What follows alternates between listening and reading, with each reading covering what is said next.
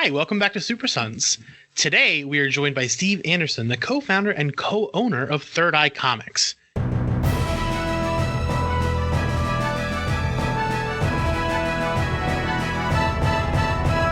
Steve, how are you? I'm doing great. We're extremely happy to have you here with us. Our listeners know you from us saying to buy your comics at your store, and from Jake and I's pretty much lifelong what do you call it? What do you call someone who buys stuff at a store? Patron, yeah, lifelong patrons. I appreciate it. Yeah, no, you guys have been with us since the very first Third Eye, and I appreciate all the shout outs. We've had people who have come our way, that have heard about the store from your podcast, and I really appreciate it. Like, it's super cool of you. Yeah. My buddy Steve Macri has messaged me multiple times. He's like, I really do spend too much money at Third Eye. I was like, yeah, that's fine. I spent over $100 there today, so thanks, Steve. I appreciate that too. That's how he got you. That's all that mattered. So, we are, since you've last seen us, we've become really hard-hitting journalists. We're on the up and ups of the comics world. So we want to hit you with our first big question. Okay. What's your favorite sandwich? Oh, my favorite sandwich. Okay. That's a good question. So I'm constantly going back and forth with weird dietary stuff. If I'm eating whatever I want and not caring, I'm a sucker for a good Reubens sandwich. I love Reubens. So like, the rye bread, the dressing, like all that, I love it. But if I'm living normal Steve life and trying to eat good, I don't eat any bread normally like that. So usually it's just like wrapping, a piece of turkey and some Swiss cheese and putting mayonnaise on it. Like a roll up. I'm a big fan of those. It's so easy and no one can judge you. It's like, oh, I'm being healthy, not just eating cold cuts out of the fridge. Yeah, exactly. He does it anyway, but but I like a lot of like just I like a lot of just crappy food. I mean, that's why I'm always trying to eat good, because I like crappy food too much. So like, I like Subway sandwiches a lot, and they're not good. They're not good. Well, it was nice having an interview with you. See you later. There's something about them that when I was, it takes me back to like 20 years ago, when like, I don't know. Sandwiches have come a long way in the last 2 decades. Like, there's a high bar now. There's lots of places. It used to just be like Subway and Wawa and Sheetz. Oh, man. I love a Wawa hoagie. Yeah, Wawa's killer. I like them, too. See, I like it all, man. I can't give the answer on that one. So, do you want to ask the question, or should I? No, I was going to say, you guys want to get into some comics talk, or... I'm down for it, man. So, how exactly did you get into the comic shop business, and how did Third Eye Comics come about? Yeah. Okay. So I started. I found my first comic shop when I was about 12 years old. I had been aware of comics before then, but I hadn't really followed anything until I found a shop. And the reason I'm bringing this up is because this is kind of how Third Eye came about. I literally just, when I found that store, I latched onto it, and it just felt, I don't know, it felt good. Felt like a place where, I was like, cool, this is where I fit, And I went there every Wednesday. I learned about New Comic Day pretty quick. I was in the shop every week buying comics. I had a pull box. And that store went out of business and closed, and then was bought and reopened probably about a month or so later. And I kept going back there. And when I was about 18 or 19, they asked me if I wanted a job there, and I started working the counter. And pretty soon I was working there as a manager. And, I was doing like music and stuff like that. Like, that was kind of like what I was trying to do with myself, but I didn't really know what I was doing myself. I'd always wanted to open a comic book store, but I never really had a ton of support in that direction. You know what I mean? Yeah. So I just was working there and doing the music thing, and worked a couple jobs that I just really, really didn't like in between. And that was kind of the moment when I was like, Okay. I think I'm gonna really give this a try. And I started selling my collection and saving some cash. And then when I was 26, I opened Third Eye, and that's how it all started. Wow. Yeah. So, from like the get-go, like since we've been going there, you've had some pretty distinct branding, from like the blues colors of the store to your score to the store mascot. Did you plan that all going in, or is that something that just kind of happened over time? You know, it kind of happened over time. The blue actually came from Trish when we got the store in Annapolis, which was formerly Green Alien Head, and then they closed, and we had bought their fixtures and whatnot. We remodeled that store in about 48 hours. I literally begged all of my friends, and I didn't have that many friends, so this was a major effort. I begged them to the guys in my band. You know, I was like, please, we've helped me out with this. All you guys, you know, and we remodeled ourselves, not really knowing what we were doing, but Trish drove over to Home Depot and picked up some paint. And that was the Third Eye Blue, and we just kept using it ever since because, you know, we thought it was a cool color. It was calming, you know, like when you're laying out like a space, you don't want like a bright red or, you know, something really loud that's going to detract from the product. You want something that's got a little bit more to it than just like plain white paint, but you also like, you don't want to distract from like the product if your product is artwork, you know, and that's what comics are, you know, you want them to pop out against the background. Yeah. I remember Green Alien Head being pretty drab. It was a different kind of store for sure. But you know, I mean, they had like a, you know, they were doing what they do their thing there. And, you know, we knew what we wanted to do and we did it. And, you know, with the blue, it was kind of her who picked it. And then that kind of just worked its way into our branding. As far as the branding goes as a whole, I mean, I've pretty much always been kind of aware of the importance of like, you know, good logos and marketing and design and things like that. You know, I mean, it just kind of comes naturally to me. And, you know, growing up, you know, I grew up in like kind of like the punk rock culture where everything was very DIY, and, you know, there you would spray paint a logo everywhere. People would get logos tattooed on them. You know what I mean? Like those band logos became kind of like, you know, like your little like, you know, like, yeah, this is what I'm about, you know, and that kind of seeped its way into a lot of what we do at Third Eye. And we just kind of, you know, over the years smoothed out the edges, and the logo kind of evolved, the branding kind of evolved. And, you know, we've been lucky to work with some really talented graphic designers. We have a really great studio that we do a lot of our work with, Bright Light Studio. And just they've really taken, you know, some of the ideas I've had and made them look good. Because I can't draw. Like I'm not an artist at all. It is interesting to hear that a lot of your brand identity has come from that sort of DIY punk scene, because I never knew that about you, to be like totally upfront, but I always assumed it. But hearing that is what kind of seeped into the store makes a lot of sense now. So you didn't have any sort of like business background or anything like that? You never did anything along those lines until now, clearly? Yeah, no, I mean, just worked in a comic book store. I mean, like that was it. I never went to business school. In fact, I dropped out of high school. I got my Maryland State diploma when I was 16, and you know, I took a semester of community college, and that didn't work for me either. And you know, I just read a lot. I mean, like I still read a lot. And I did read a lot of books once we opened Third Eye, and even before Third Eye, about, you know, just marketing and building your own business and things like that. And I really feel like I got a lot more from that than, you know, anything I could have gotten in business school, you know. And I'm sure there's somebody out there who's in business school that's like cringing at that. But, you know, I'm doing all right. Hey, can I pause this for a hot second, guys?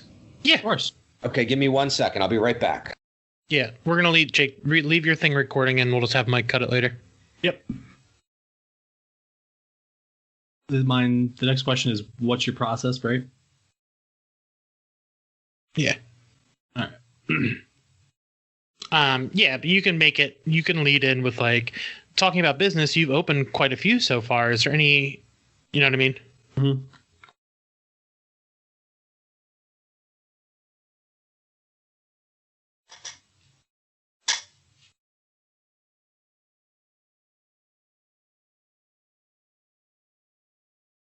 Ooh.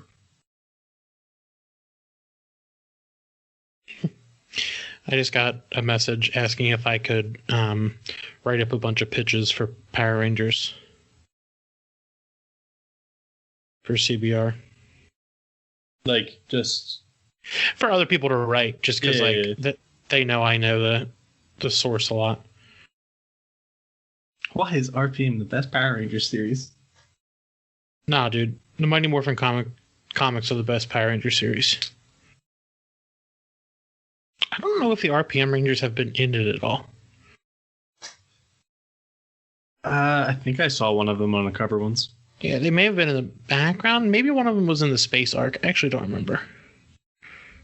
I mean, I feel like if it's going to be any one of them, it would be the Black Ranger. Sorry about that, guys. It's all good.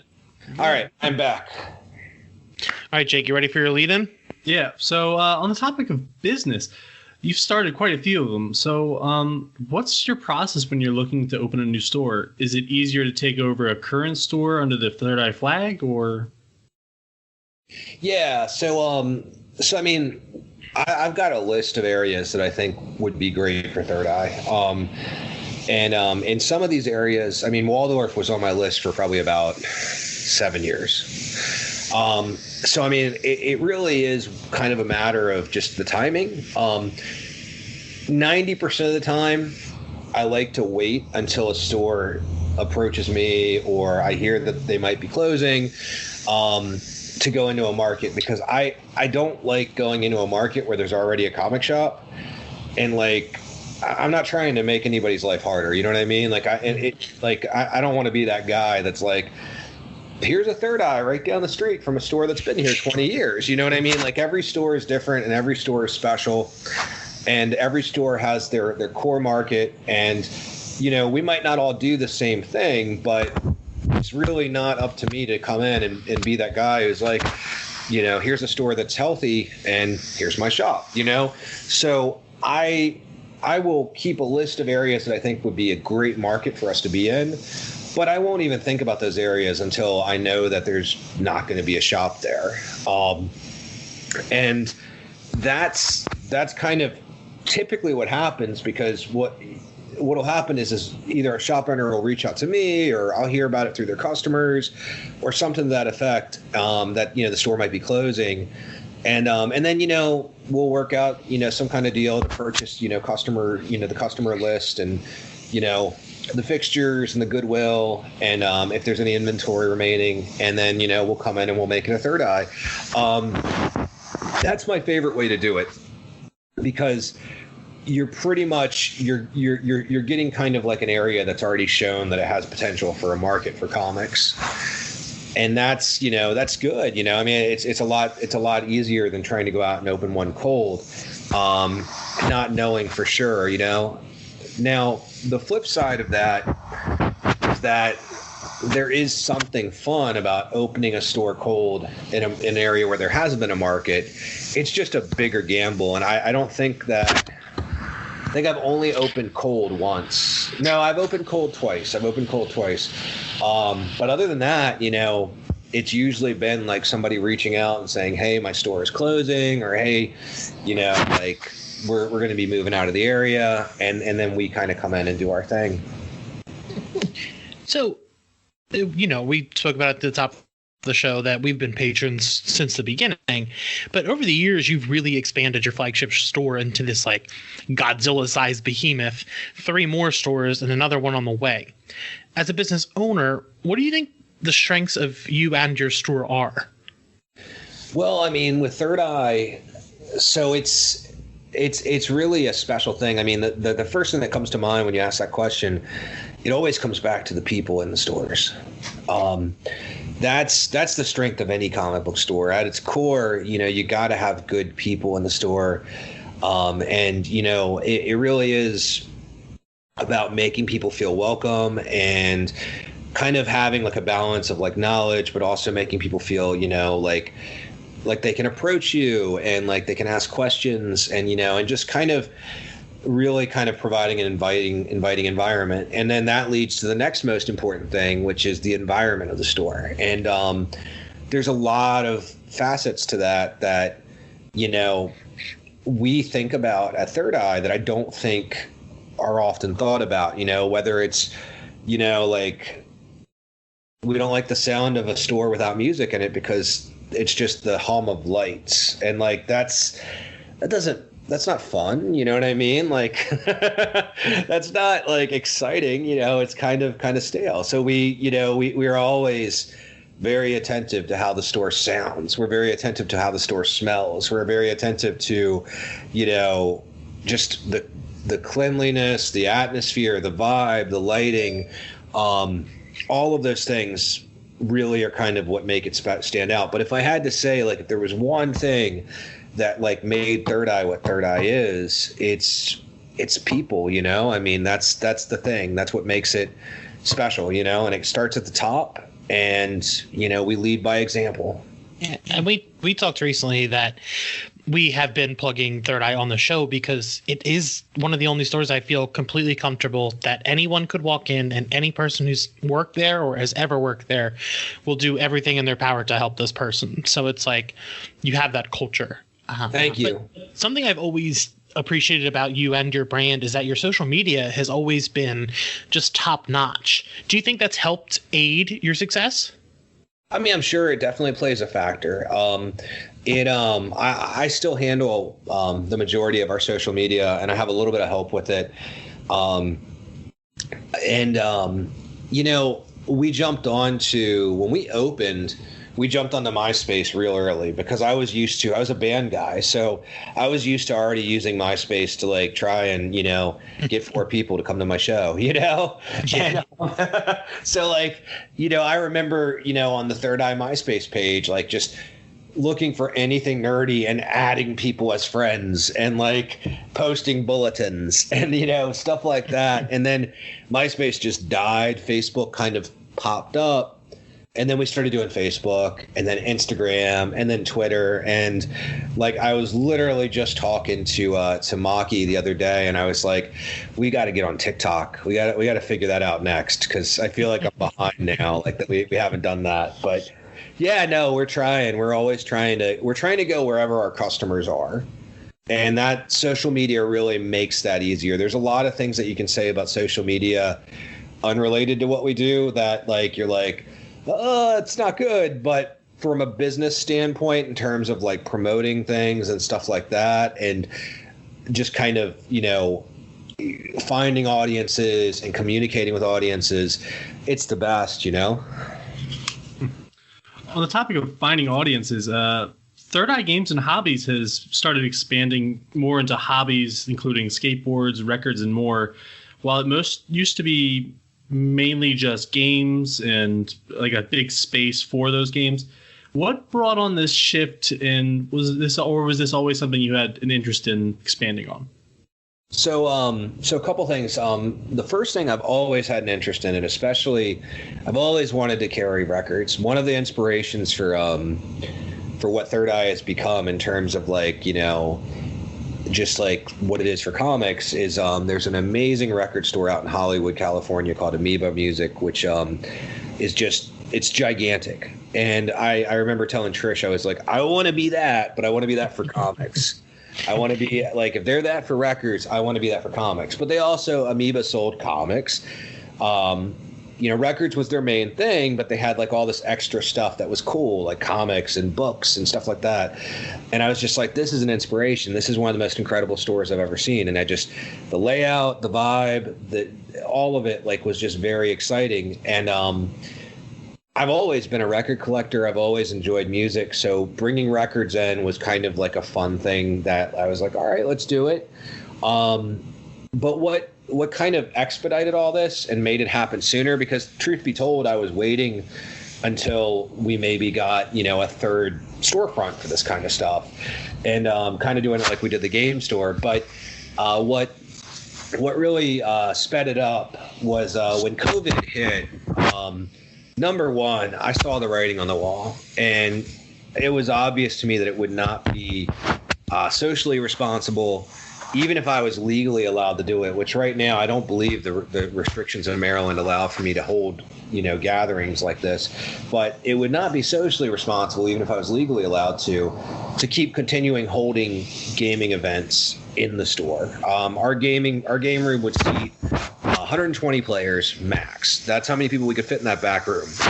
On average, our events would draw anywhere from 40 to 90 people, and this is a weeknight. This is an average night.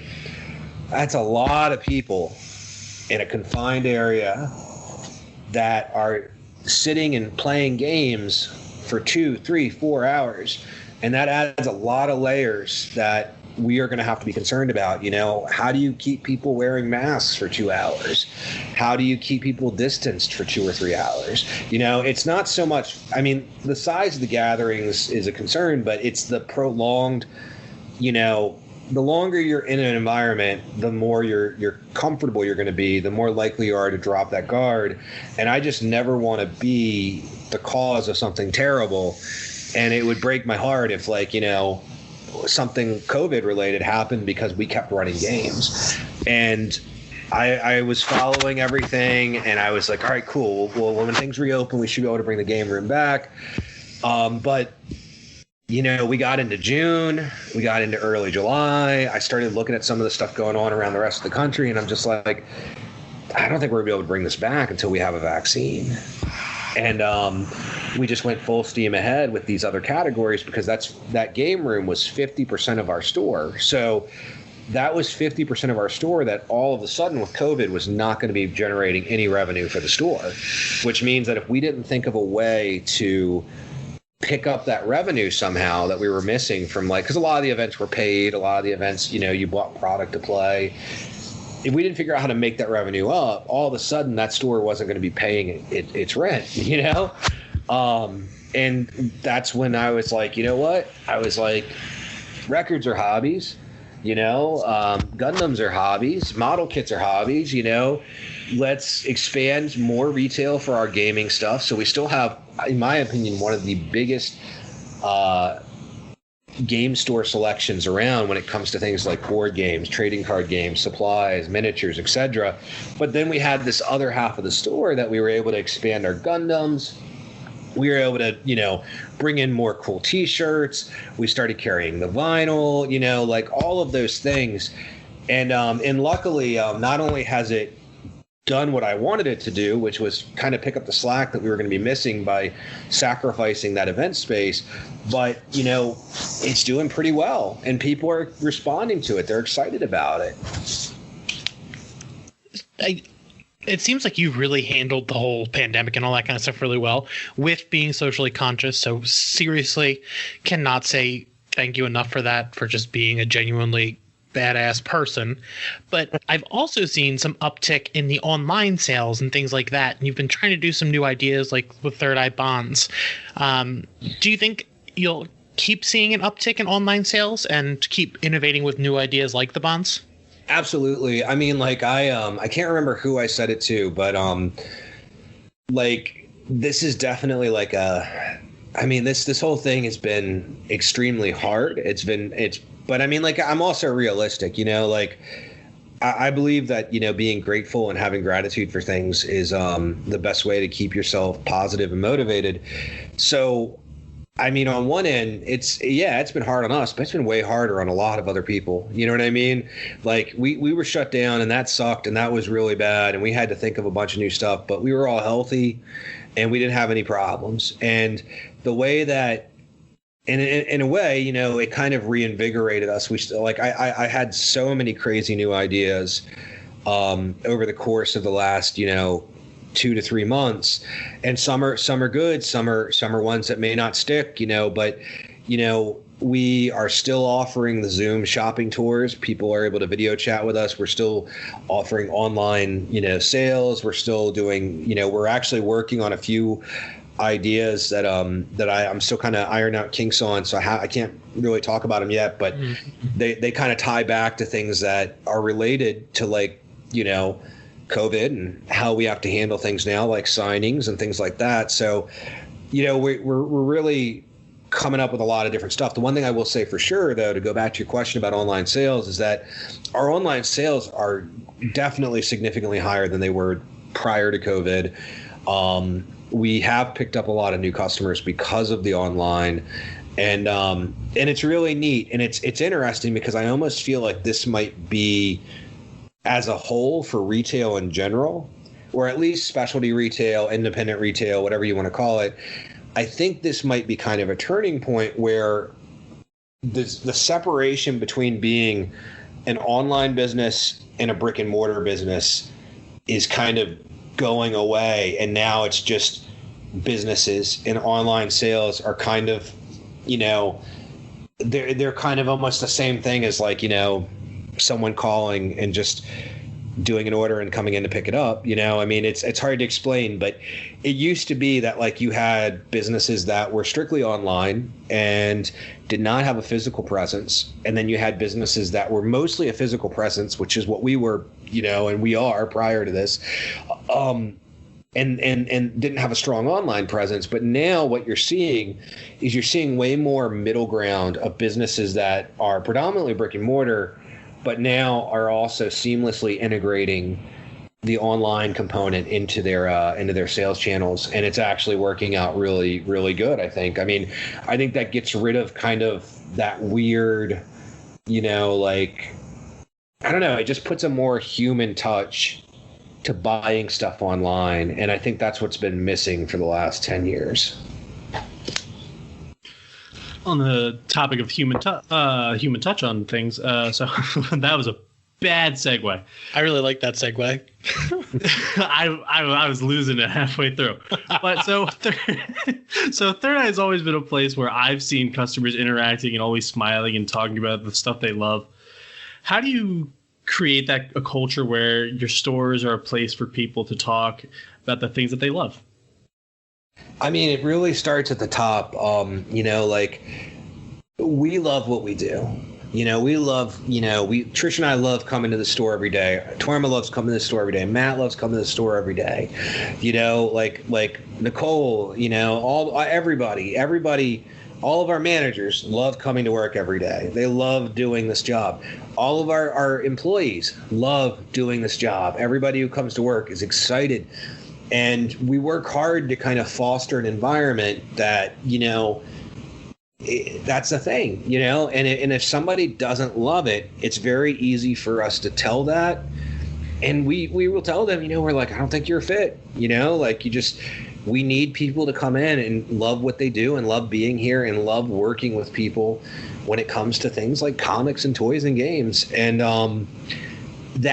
that kind of enthusiasm and energy is infectious, and we just have incredibly high standards for that at Third Eye. And if you can't bring that, we don't want you on the sales floor. You know, like, we want people on the sales floor that are going to make people have fun. You know, and if our team can't bring that vibe and start it at the top, then we're not going to let them, you know, bring the vibe down. So do you think having that full staff, like everyone is very different on staff, do you think that helps kind of diversifying what you're suggesting in sort of reads and having different people being able to help different guests? Absolutely. I mean, like, that's the big thing. And I mean, you know, just making sure that, you know, like, our job is not like there's a magical thing when you have a book that's very special to you and you can recommend that to somebody and it's your favorite book and then it becomes their favorite book. Like, that is an incredible feeling. But that's not our number one job. Our number one job when people come to our stores is to help them find the book that's going to be their favorite book before it's our favorite book. You know, every so often the two can kind of meet in the middle, and, you know, like, that's very special. I've had that happen a lot. You know, I love the Inkall. The Inkall is one of my favorite comics of all time. Every time I hand sell the Inkall to somebody and they love it, that just gets me stoked. Same thing about Stray Bullets. Same thing about Evan Dorkin. These are all things that I personally love. I also am very aware that the ink hall might not be the thing that everybody is ready for or wants to read or is their cup of tea. So it's up to us to go into these conversations and say, you know, what are you into? What kind of movies do you like? Or what kind of comics have you already read? Or what kind of video games do you play? Or what kind of podcasts do you listen to? And then find them stuff that's quality and good, but also aligns with stuff that they're going to like. Just getting to interview you and talk about this stuff makes me reflect on, like, this is like where Jake and I have got our mission, like wanting people to feel that way, like what you're doing. So thank you. Let's segue into something a little less comic related, and we talked about it already, but we know how important music to you is, and especially when you're trying to bang out some work. But what's been on your playlist recently? Oh man. So, you know, it's weird. I go through phases. I listen to a lot of different stuff, and sometimes I'll revisit stuff from, like, you know, a certain point in my life or a certain period of time. I just started kind of like a lot of like this, like, kind of, I don't even know what you'd call it. I probably sound super old here, but it reminds me of like late 90s punk. Like, it reminds me of like the NoFX era and stuff like that. Like, but it's like newer bands, and one of them is Fiddler, which, I mean, I don't know if I'm saying. Mm-hmm. I know what you're talking about. Yeah, and I like it. It just it's so refreshing and different from, like, you know, like stuff that's been predominantly what I've been listening to, you know, and it reminds me like of, like, you know, getting the Epitaph catalog when I was a kid, and, like, you know, mailing away for Bad Religion records, and, you know, like it's just fun. So, like, that's, as far as stuff that's new to me, that's a thing that I've been listening to a lot. And then the other thing that I've been really kind of just going back to and listening to a ton of is I've been on a really big Thin Lizzy kick lately. I love Thin Lizzy. They're one of my favorite bands, and I don't know, lately I've just been going back and listening to a lot of that. So kind of new, something not so new, and those are my big things right now. All right. So has there ever been a signing in the store that you could have not imagined happening when you started this? Oh yeah. I mean, like, I'm still shocked by, like, everything we do. Like, it's weird, but I mean, you know, Peter Mayhew was crazy. I never thought I'd do that. Gerard Way, like, that's probably the biggest one, the one that I was like most like, whoa, this is crazy, you know. But and then there's ones that we've had that, like, I'm just like, you know, like, just, it was the kind of thing where I was like, this is an honor to have them in the store, you know. I feel that way every time we bring in Garth Ennis. He's probably one of my all-time favorite comic writers, and, you know, Preacher is still one of my all-time favorite comics. So, like, every time I bring him down and interact with that guy, I'm just like, holy shit, you're one of the main reasons I'm doing this, you know? You know, yeah, I mean, it's every single one of them. Like, I mean, I still remember our first signing with the guys who do Stuff of Legend, you know, Mike Raked and Charles Paul Wilson and Mike DeVito. And, you know, that one was great. Like, that one still blows me away, you know. Like, I don't know. Every day I'm so thankful and lucky that I get to do what I do, and that people are, you know, they respond to it so that we can keep doing it. I do attribute my Ennis love back to your Ennis love as well. Have there been any trends in the comic industry that you've seen and you'd like to see more of?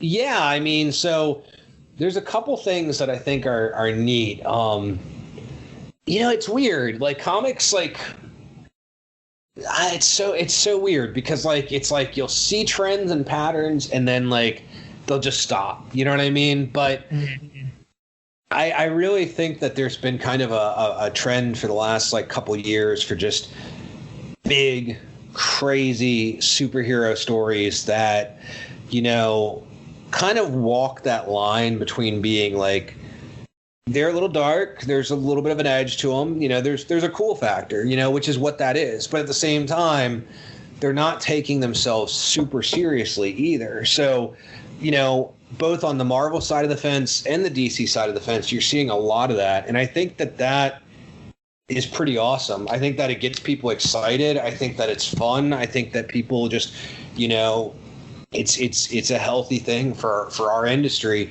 And I think that it creates room for some of those more oddball stories that might take themselves super seriously, but may not have gotten made without the big popcorn movie feel that allows that to happen.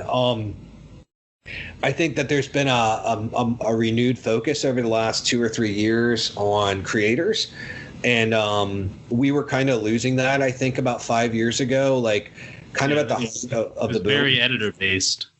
Yeah, it was. And it was very like media oriented. Like, you know, it was very much like, all right, you know, like this needs to line up with the Marvel Cinematic Universe. We need to make sure that the event for the summer matches up to what we're doing in the comics. And sometimes that's awesome, and sometimes it's not, you know, but it's not always organic. And I think that we've kind of steered more back towards just letting comics be crazy and weird and different. And, you know, if a story's good, it pops. If it's not, you know, it doesn't. But I mean, I think House of X is probably the best example of that, you know, where they're just like, look, it's weird, it's different, it's X-Men, and it's going to be cool. And everybody's, you know, on an island kissing.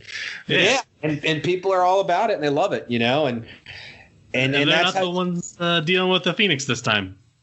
Yeah, exactly. Which that whole Avengers thing looks like it's going to be super cool too. Yeah, just a question. How has this new era of X-Men sold in the store? Do you think there's a lot of new readers coming in with it?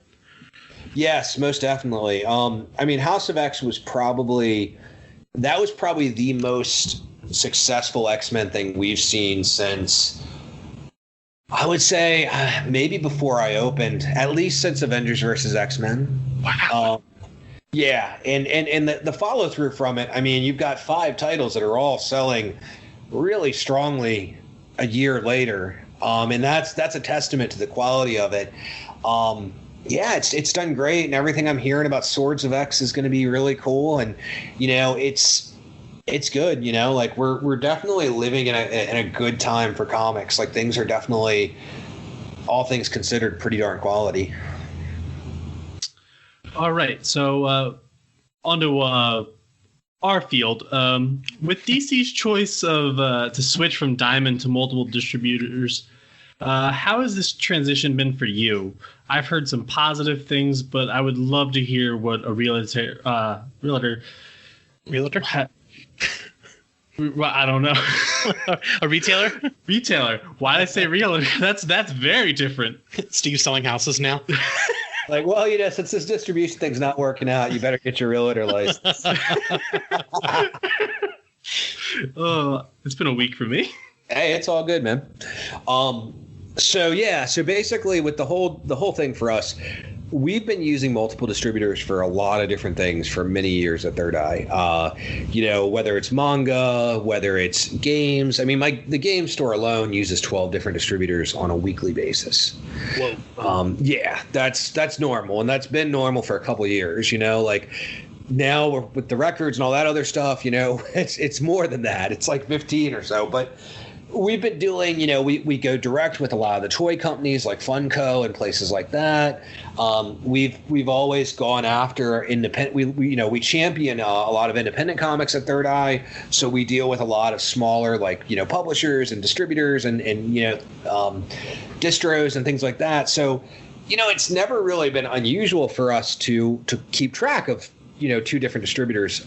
I really, honestly, I have no issue with it.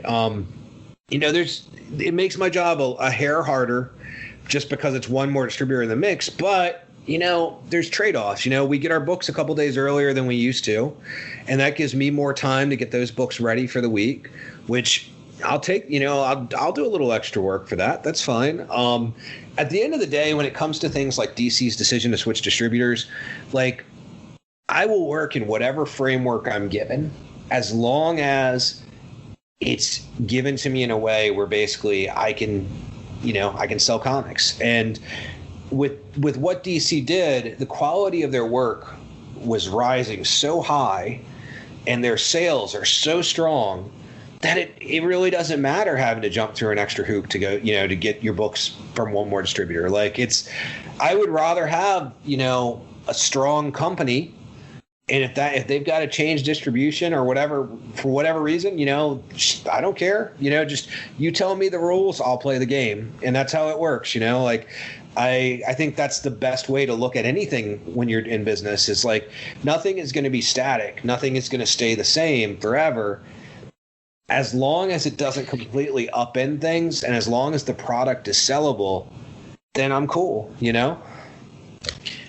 So it's incredible to hear all like the innovations and the things you're doing, and you've pretty much conquered many new frontiers in an industry that often doesn't see that much innovation. So what's next? Like, what do you want to do? Oh man, I don't know. I've got a list of stuff that I got a number of projects that I'd love to kind of tackle, but I just getting time, I try and look at the basics of just, doing what we do and finding ways to just do it better. You know what I mean? Like, there's little things like, I need to tweak our, we sell a lot of book product now that's not comic book related. It's just books about, art, film, music, whatever. And that category is doing well. So I got to find the time to kind of make a few tweaks to it and make it a little bit better. I got to find the time to, back issues are doing great for us. I got to find the time to make a few tweaks to our process so that we're refilling our bins quicker. I like opening other stores. I like putting stores into, markets and, giving people a good comic shop. And I'd like to continue to keep doing that. But I don't really have like a plan where it's like, cool, I'm going to do one here this year and one here next year. I wait. If the situation feels right, then I'm like, cool, this is where we're going to go for this. But I've got some stuff that we're working on. It's just time. Time is probably the biggest thing that I'm trying to figure out that's what I want to conquer, is time. That'd be pretty impressive. Yeah, that's the trick, man. Especially as you start getting a little bit older. I'm 38, and I used to be able to stay up until 1:30, 2:30 in the morning, knocking out the paperwork after hours, whatever it might need to be, working in the shop, whatever, and then be back up at 7 a.m. ready to rock and roll. It's a lot harder now to keep like those kind of hours. I need that I need at least 6 or 7 hours of sleep, or else I can feel it, Mm-hmm. Mm-hmm. All right. So back to the hard-hitting journalistic integrity that we are known for on this podcast. If you had a Rube Goldberg machine to do one thing in your life, what would it do and why? That's a good question.